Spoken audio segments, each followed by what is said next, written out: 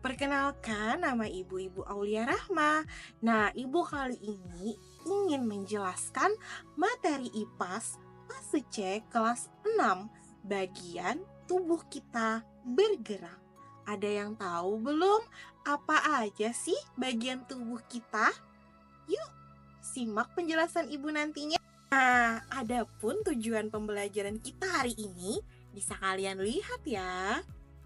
Sistem gerak manusia terdiri atas rangka dan otot. Rangka tersusun atas tulang-tulang. Fungsi rangka sebagai berikut. Yang pertama, memberikan bentuk. Yang kedua, sebagai penopang tubuh. Yang ketiga, melindungi organ-organ dalam. Yang keempat, alat gerak pasif. Yang kelima, tempat melakukan otot. Nah, selanjutnya adalah susunan rangka pada manusia terbagi menjadi 3 bagian. Yang pertama adalah tulang tengkorak. Yang kedua adalah tulang anggota badan. Yang ketiga, tulang anggota gerak. Yuk, kenali lebih jauh lagi apa sih fungsi ketiganya? Ini adalah salah satu contoh tulang tengkorak kita dan beberapa bagian di tulang tengkorak kita. Bisa kalian lihat ya. Dan ada tulang anggota badan yaitu tulang belakang, tulang dada, tulang rusuk, dan tulang panggul. Anggota gerak. Nah, tulang anggota gerak ada tulang anggota gerak atas sebelah kiri dan tulang anggota gerak bawah sebelah kanan. Tulang berdasarkan jenisnya. Yang pertama adalah tulang keras atau kartilago. Nah, tulang ini tersusun atas campuran kalsium dan kolagen. Contohnya adalah tulang tengkorak, tulang tangan, dan tulang kaki. Nah, kemudian tulang rawan tersusun dari sel-sel tulang rawan yang sifatnya kenyal dan lentur. Contohnya adalah tulang telinga dan tulang hidung. Nah, ini adalah salah satu contoh tulang berdasarkan bentuknya. Ada tulang pipa, ada tulang pipi, ada tulang pendek, dan ada tulang tak beraturan. Nah, sampailah kita di persendian. Hubungan antara tulang yang satu dengan tulang yang lain berdasarkan sifat gerak dibedakan sebagai berikut. Yang pertama, sendi mati. Apa sih sendi mati itu?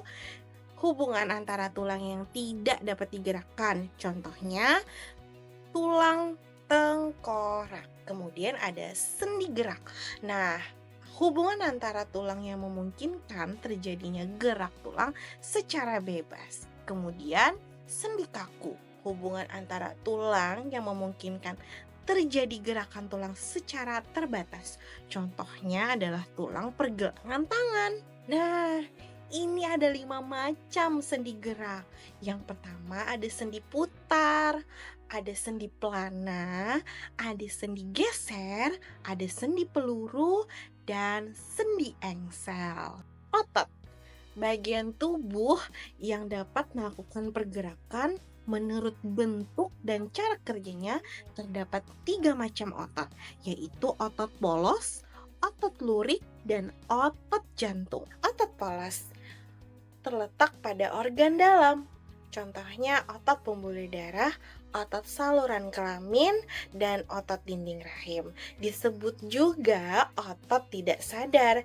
Ciri-cirinya berinti satu, berbentuk gelondong dengan kedua ujungnya meruncing. Yang ketiga, bekerja di luar kesadaran, bekerja lambat, teratur, tidak cepat. Otot lurik disebut juga otot rangka karena melekat pada rangka.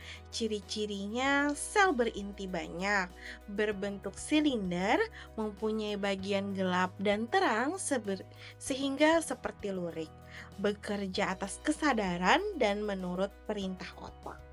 Sel otot membentuk serabut otot. Kumpulan serabut otot membentuk berkas otot.